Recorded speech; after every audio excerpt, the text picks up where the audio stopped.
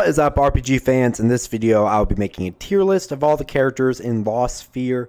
Sorry they are so tiny. I don't know why they are that way, but you know what? I'll make sure it's obvious who I'm talking about. So let's get right into this. Let's go in the order of when you get them. Slightly confusing because not really confusing. Let's just go with that. All right. Anyway, without further ado, so let's start with Kanata. Kanata is the main character, and let's just say he's a pretty solid character. So I'm going to talk about him a little bit. So Kanata has a decent balance. If you've played I Am Setsuna, he's kind of like Endir, where he's got some damaging abilities, some support abilities. He's a well-rounded, protagonist, kind of, stereotypical protagonist type of character. So he's got that, just kind of that vibe. Lumina's like your monk, glass cannon type of character, except obviously she has a decent amount of health, so she's just OP. She's a bunch of damage. He can do combo moves in his Volko suit. Volko suits are going to be a huge part of this because if you have the right things, you always can be spamming Volko suits. So that's mostly what I'm going to talk about. Like a lot of Volko suit stuff. Anyway, she's a huge damage dealer, always doing insane amounts of damage, usually the best damage dealer in the game. Locke is a pretty decent, long range distance attacker with some fun abilities that, do some good stuff. He can also use items on the whole party, so that's nice. Van, whatever you want to call him, he uses bits, so he can progressively get more powerful throughout the battle. Again, he's a long-range attacker as well. He's a pretty solid character. His Volko suit abilities are not all too good, though, so that is unfortunate. But with the right setup, his bits can be devastating. Oboro is your magic caster, who is just going to own everything for most of the game, but he does get a little bit outclassed by the end of the game, so that is unfortunate. But still a pretty good character all around. Galdra is an epic attacker, does tons of good damage, high health, kind of just like your typical knight type, pretty decent damage across the board. Shara is the healer of the group, which is kind of funny because you don't get the healer of the group until one of the last characters, but she's a pretty good healer. She's got some good combo moves with her Volko suit, so yeah, no complaints there. And then Deonto is the tank of the team.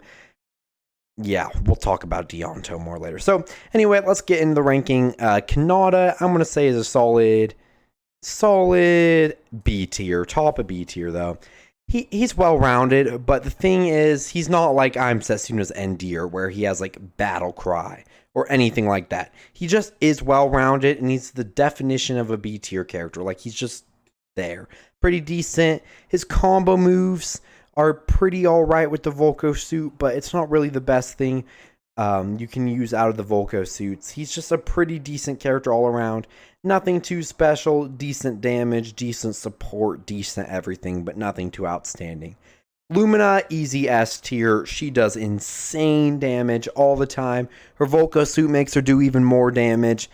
Give her a couple good momentum things, and you're going to be doing thousands and thousands and thousands of damage. It's absolutely insane.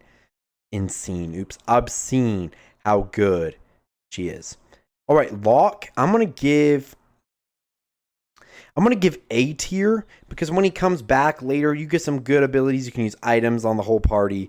If you spin his slots well, you can do lots of good damage. He has some great screen clearing abilities, some great line attack abilities, and just any of the range characters are nice because you can just hide in a corner and a lot of enemy attacks will just completely miss you. And that is the same deal with Van, but he typically does more damage and has some more like debuffs than Locke.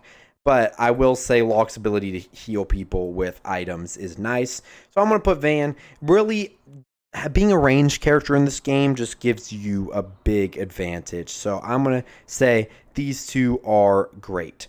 All right, I think this is a bit front-loaded. Actually, I'm going to move these down. I'm going to say Kanata's C, and then these two in B. All right. Oboro is a hard one. I'm going to put him in A, although for the end game, I'd probably put him in D. In the end game, he's not too great, but for most of the game, up until like I don't know, like the whole moon stuff, he does get a little outclassed. But for most of the game, he's like just an insane damage dealer, always doing so much damage. He's awesome. And his Volko suit does insane damage earlier in the game. And really, he's just a great damage dealer all around and can exploit those elemental weaknesses.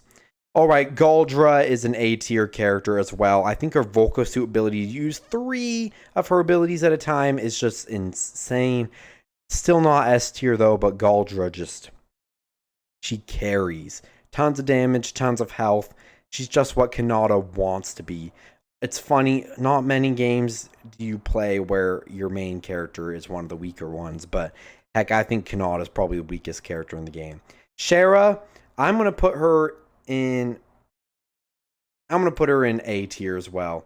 I think I was all about how these guys were good because they're ranged and stuff, but hard comp, you know what? I'm going to move Obro down to B because he's weak in the end game.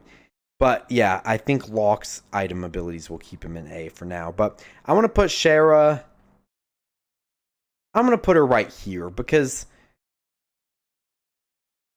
yeah, because she has good healing abilities and stuff. Like, she's going to be your best healer for a while. It's hard to say that she's bad, but I also don't think she's as good as using 3 attacks in a row. But I do think that her ability to use 2 and then combine stuff, she's a good healer all around. Great addition to any party.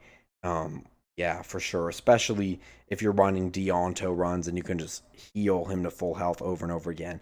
And then Deonto, I think, is the best character in the game. His tanking abilities are absolutely fantastic. It's hard to argue that Deonto is an amazing character. Like, he won't die. With the right setup, he won't die. The party won't die. And yeah, so really, Deonto makes you practically invincible. Lumina does insane damage. Galdra does also pretty insane damage. Actually, I'm going to move Shara above Galdra because she functions to a similar degree as Lumina, just a little worse.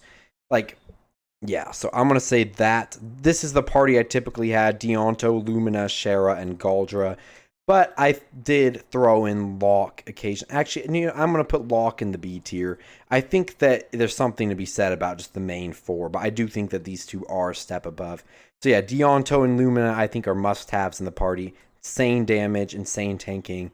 Great healer, but you could sub in Locke if you want to, or technically Kanata. Galdra just does a ton of damage, lots of health, and it's really her Volko suit ability to be able to use 3 abilities in a row that's got her here.